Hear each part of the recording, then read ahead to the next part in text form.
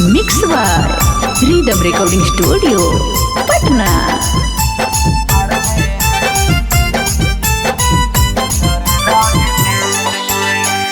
मांगिया में सनुरा भराइले हुरले दिल पे कील गे। मांगिया में सनुरा भराइले हुरले दिल पे कील गे।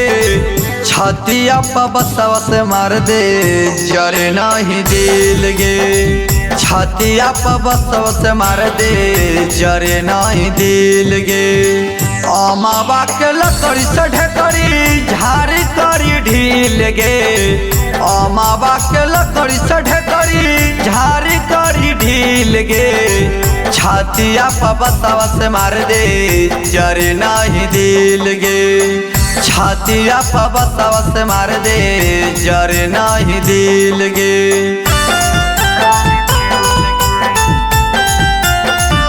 आप सुन रहे हैं सिंगर चंदन पांडे को।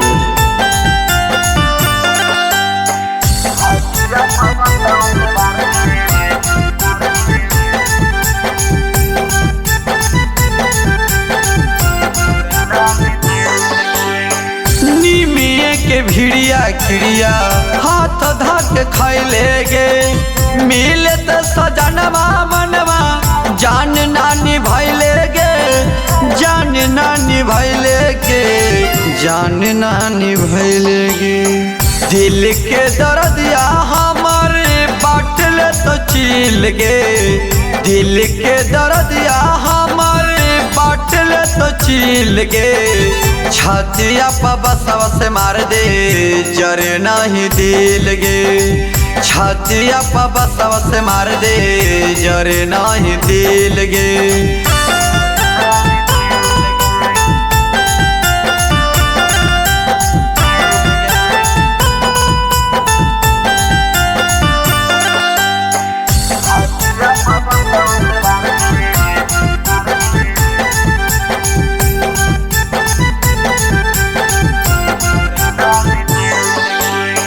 दिल के दर्द नहीं बुझल जान इंसान गे।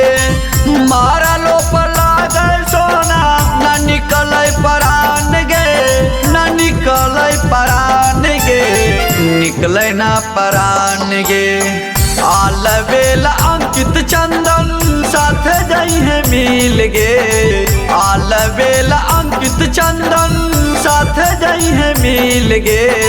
छातिया पा बसवा से मार दे जरे नहीं दिल गे। छातिया पा बसवा से मार दे जरे नहीं दिल गे।